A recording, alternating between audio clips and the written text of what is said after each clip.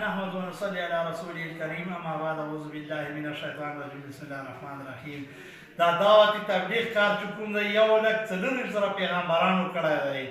دا یو مقدس کار دی او هر یو پیغمبر خپل قوم ته ویلي چې تاسو الله تعالی حکمونه ومنئ نو تاسو به کامیاب شئ.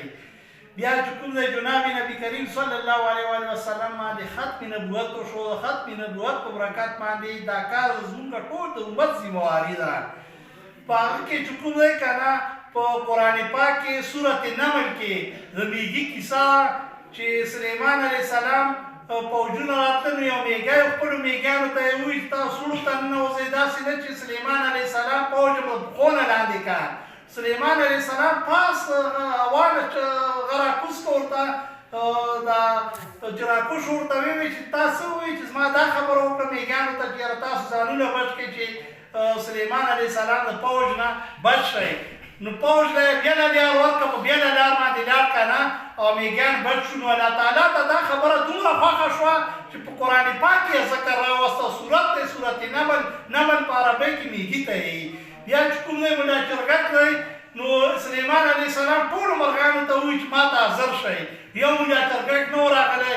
نو سلیمان علیه السلام ویلي چې ملا چرګک چې راشي زه به یې لیلومه سزا به ورله ورکوم. چې کله راغی نو ورته ویې چې زه داسې عجیبه کیسه ورته وکړم چې یا باچایي وه او لمر او اور دغو ته یې سجدې کړې او باچا نوم یې بلقیس و او هغه ښځه باچا وه. نو خط یې ورله ورکړ چې ور یې که ورته ویې دا به بلقیس ته رسوي. بلقیس ته یې ورساوه. کې لیکلي وو چې یا چې کوم دی که نه مسلمانان شي او که نه جنګ ته راسره تیار شي. نو بس بلقیس ټوله باچایي چې کوم دی راغله مسلمانان شو. ملا چرګک چې کوم دی د تبلیغ دعوت تبلیغ کار یې وکړ او هغه ټوله باچایي چې کوم دی مسلمانان شو. بیا چې کوم دی عرفات په غونډۍ باندې یو لک څلور زره صحابه کرامو نبي علیه السلام ورته وفرمایل چې په ټوله دنیا کې خواړه شي او غایبینو ته دین رسول د زما هر امتي ذمہواري ده. د قیامت ورځې پورې څومره مسلمانان پیدا کوي دا ټول نبي علیه السلام امتیان دي.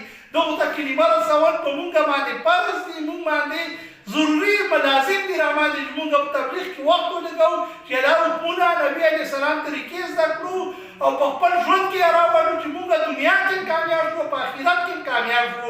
په دنیا کې چې کوم دی که نه 1 کروڑو پورې خلک چې کوم دی تبلیغ په کار کې اوسې روزه او شراب په کال او دغ کې روان دي. 1 کروڑونه خلک مسلمانان شو تبلیغ په وجه. کروڑونه بدعمله مسلمانان روزواله جوماتونو له تبلیغ کې وخت ولګاوه. په دنیا کې 1 لکونه زیات مرکزونه تبلیغ دي. په 4 زره او 300 ژبو کې ټوله دنیا کې تبلیغ روان دی. دا تبلیغ چې کوم دی علمي سطح باندې یو علمګیر تحریک روان دی. راځئ چې موږ ټول په تبلیغ کې حصه واخلو. ګوره دا دنیا زندګي د 1 منټ زندګي ده. ګوره اخرت زندګي نه ختمېدونکې ده چې موږ او تاسو اخرت زندګي ښایسته کړو چې دا دنیا زندګي چې کوم دی که نه دا هېره کړو. ګوره اخرت زندګي مه کوئ او چې چا پردی مال واخلي ور یې کړئ د پردی مال په توبه نه معاف کېږي. نه معاف کېږي. پردی مال ورکړئ او د تبلیغ کې وخت ولګوئ چې کوم د الله غمخ کړي نافرماني د الله توبه باندې کېږي چې خدای پاکه توبه باندې بیا به ګناه نه کړه بس معاف شوې او بنده هم په ورکولو باندې به خلاصېږي. والسلام.